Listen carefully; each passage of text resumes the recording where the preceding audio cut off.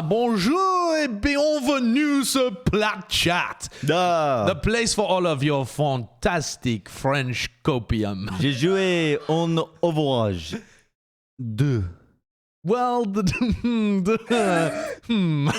I mean, the first half. Nearly. Got Avast and Custa and Bren with me today as we're discussing the Paris Eternal, who, spoiler alert, haven't made too many changes, honestly, and have quite a small roster, but some cool things to look at with this team overall. Avast, on a scale of 1 to 10, how excited are you about this team? I would put them about the same place I'd put them in the power rankings, towards the bottom. I'm excited. You know, but towards the bottom. Enthusiastic beginning. I like it. I like it. Let's take a look at the just roster overall, right? With the Paris Eternal, they've kept on a lot of the players that they had in the previous year, and the previous year was not too bad. Honestly, Connor, you were a fan of this team when they were playing. They beat Dallas Fuel, and you were like, woohoo! But I was blinded. I was blinded by the hype. Honestly, I was like, they had like a couple matches in a stage where I was like, holy fuck, like they're playing really good Overwatch. And then it kind of fell apart. And then I went back and I went back through my memories and looked at the matches and I was like, oh, okay, maybe I was just overreacting to some of these matches here. But the thing is, the core of this team is for a European squad is still relatively exciting, and with there's some interesting components. It's just there's not a lot of evolution for this team heading into Overwatch 2. You know? Yeah. I find it interesting that they didn't make more changes. Not even more changes, just more additions to the roster. Because, it's essentially Paris from last year, except you have Glister instead of Onigod. There's no real change. And then Vostola left and then came back again for whatever reason. Yeah, I don't know why that happened. I don't know what... Because, they dropped him and I was like, wow, that's a really interesting choice. And then they just brought him back. I'm like, okay, well, just... fucking with me at this point. Yeah. But I think it's a good roster, but I think it's pretty heavy, middle of the pack, kind of where they were last season, where it's they can beat teams like Dallas Fuel, but they're never really going to have those consistent performances unless these players just level up like crazy going into Overwatch 2. Wow. But I'm most excited to see Glister on a mainstay roster. I think he was hard done by on the San Francisco Shock and not really given a fair chance to show himself. I always felt like this team showed immense potential, but kind of got held back by the circumstances that they were in.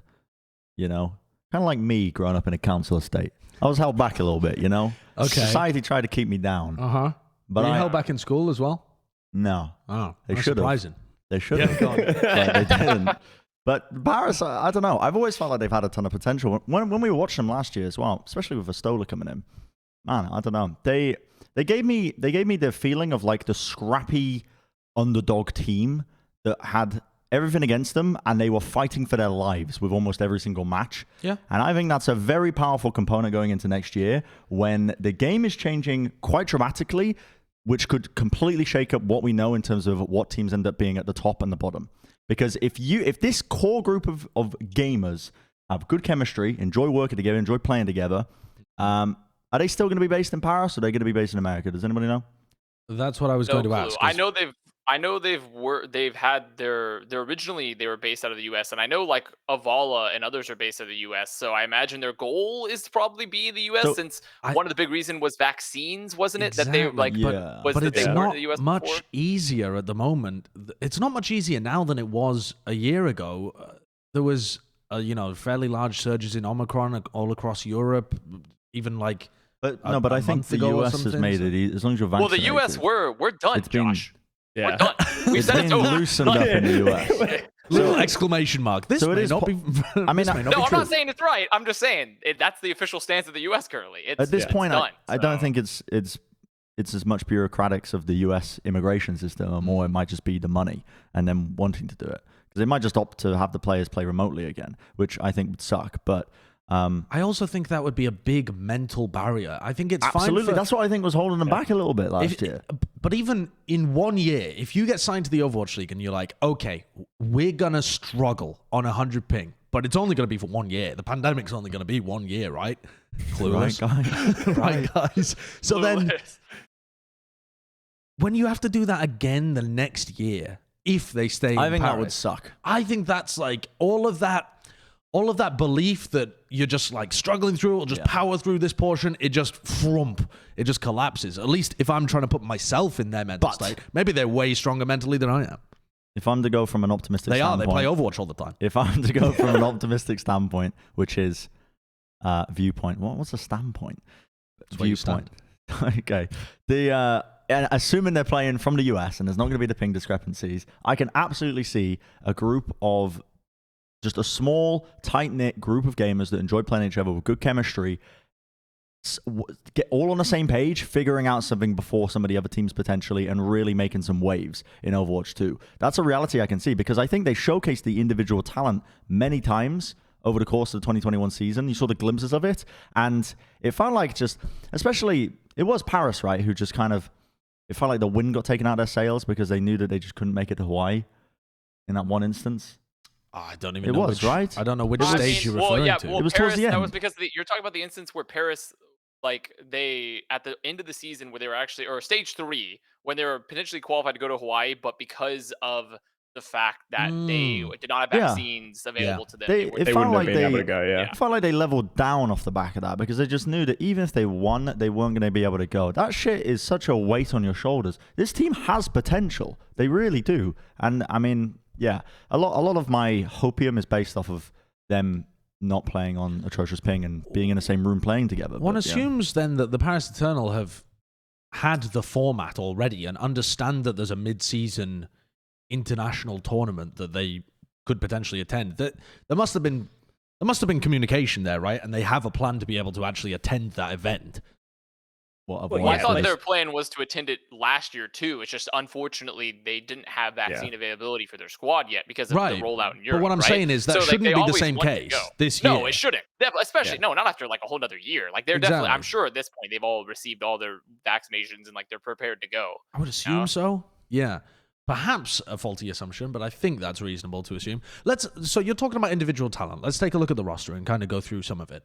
And I want to start with Glister because he's the big pickup, right? Mm-hmm. They made some other adjustments mid-year, which I personally think are really good. Bringing in Dredro, bringing in Vestolo, I think were decent upgrades for this squad.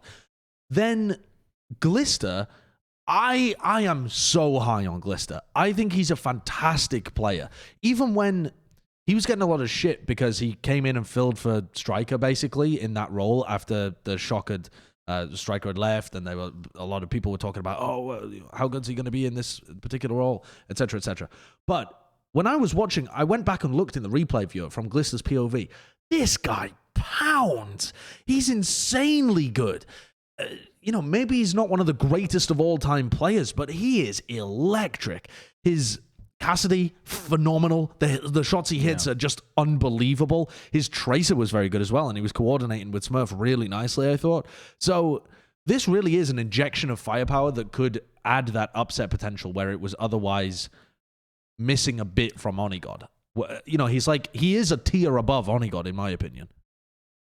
He's definitely more flexible than Onigod as a player. I'm also really excited about Glister. He was probably from the most exciting prospect, one of the most exciting prospects coming out of Contenders Korea in previous years, because he was with Gen G previously, and everyone originally thought he was going to be with Seoul, and now he went to Shock, where, like you said, he's kind of squandered. I think he's a great addition to this team.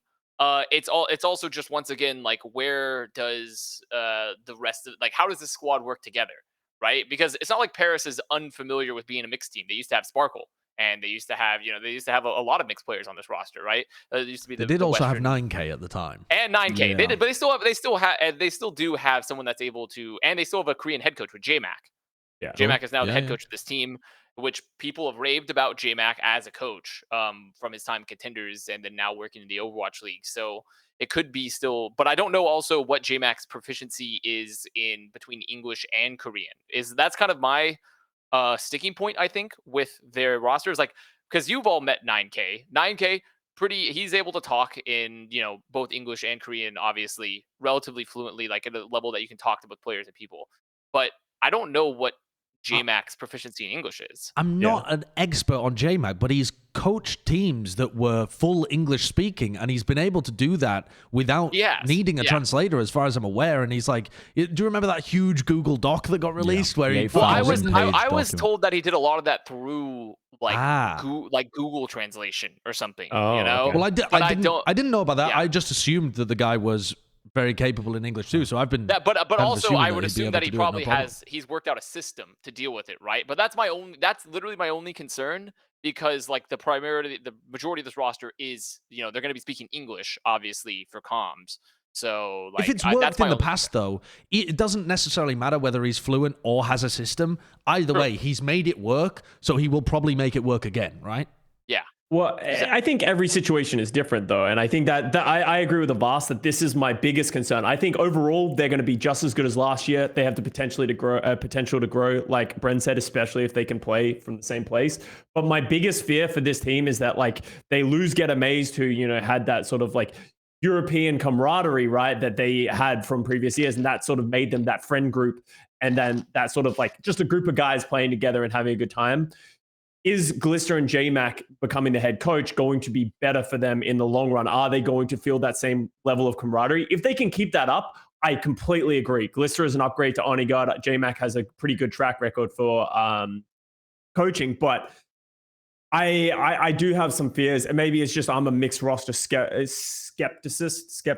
I'm skeptical of skeptic is the word I was going for. Maybe I just don't think it's going to have this like perfect effect, and that I'm worried that if they have a slow start, that instead of recovering like they did last year, they might just fall flat. I might have to go. How long can yogurt? This is a stupid question, and I'm sorry to derail the podcast. How long can yogurt survive in 18 degrees centigrade heat? Not that outside? Quite a while. 18 is not that high. It's less than room temperature, so you'll be fine for like. Oh wait, I few forgot hours. it's cold there, isn't it? It's not that cold. It's like Because I ordered groceries to be delivered at like 3 p.m. after this. We're going to be another 10 minutes. Your yogurt is not going to have gone off in 10 minutes.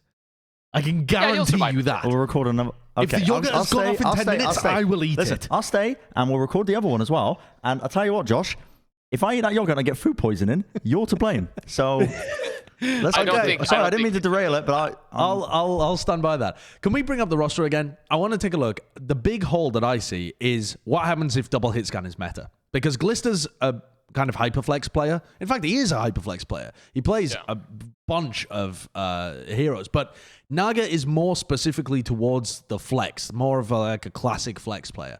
What happens if double hit scan is meta?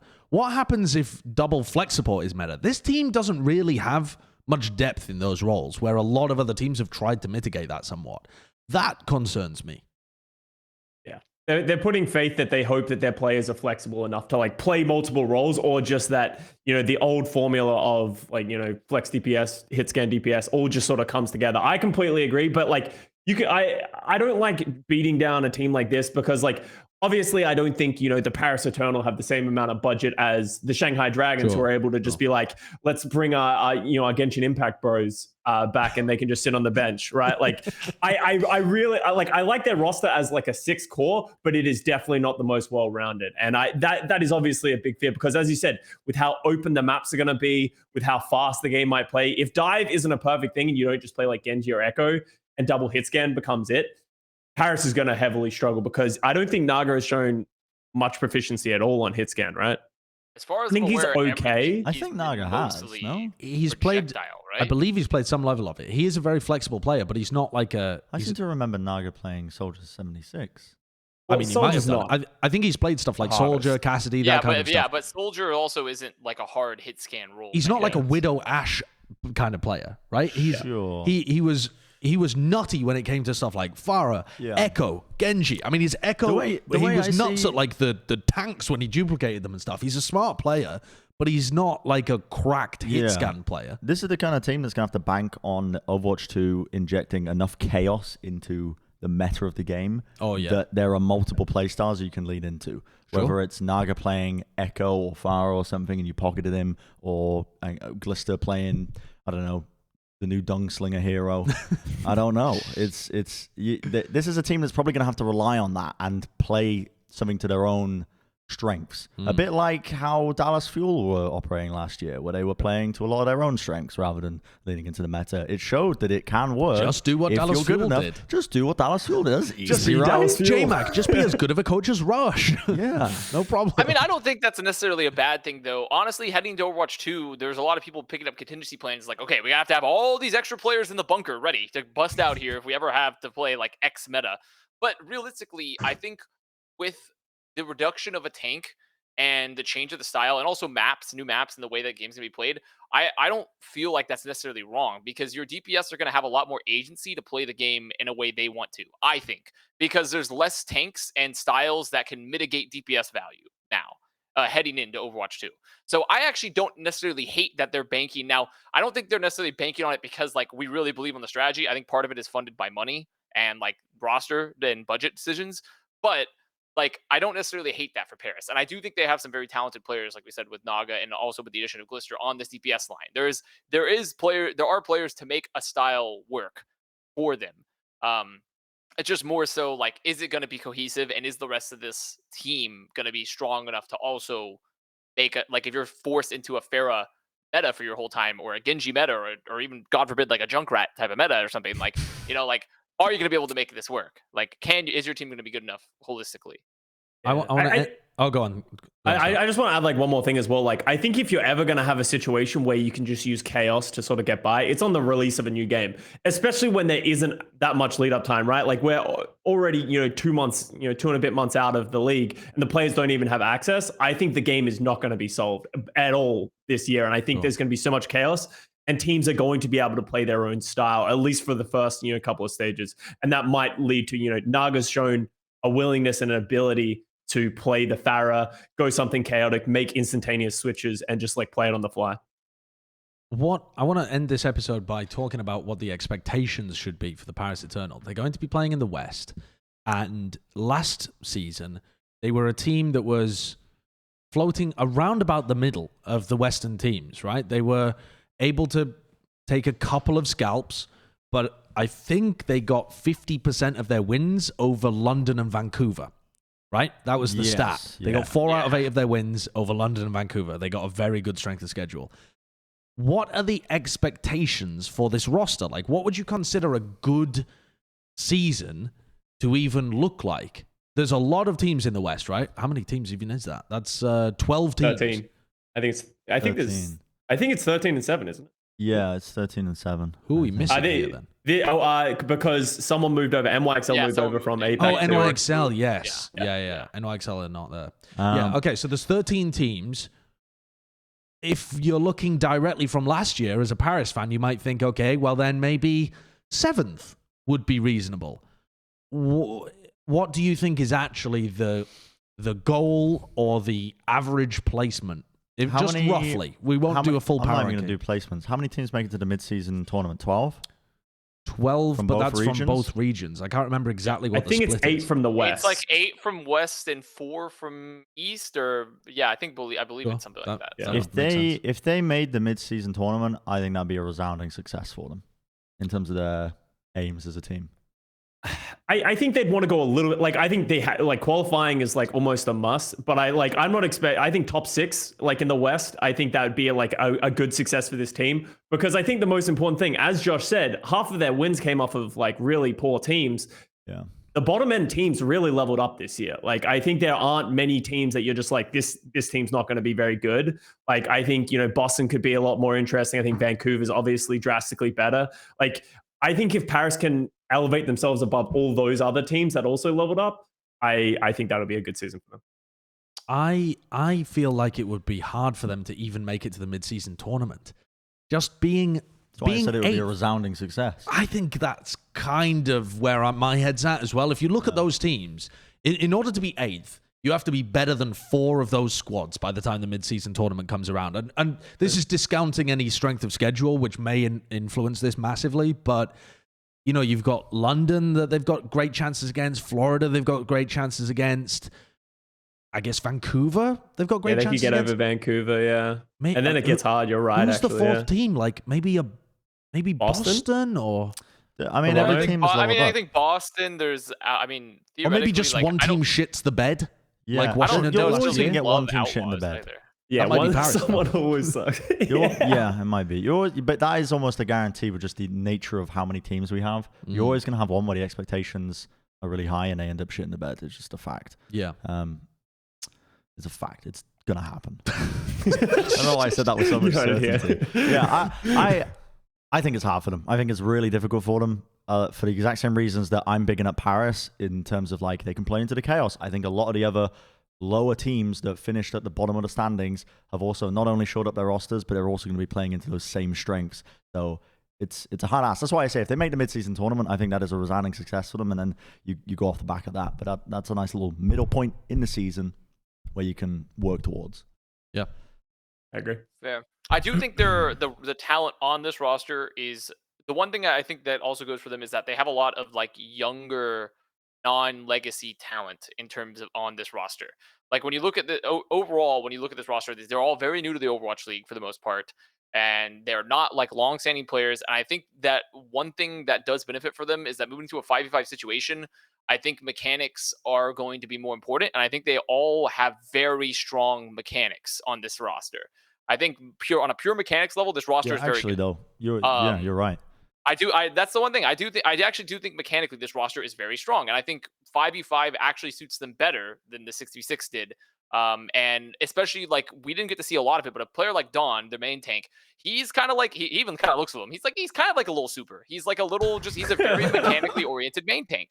And Vestola also, like I think he's pretty well rounded. He's very strong mechanics. Like obviously their backline, their DPS line, like there is a lot of mechanical talent here for this team. So they could punch above their weight class. I think in a 5v5 setting. So, but realistically, making it to mid-season tournaments is probably like a success for them.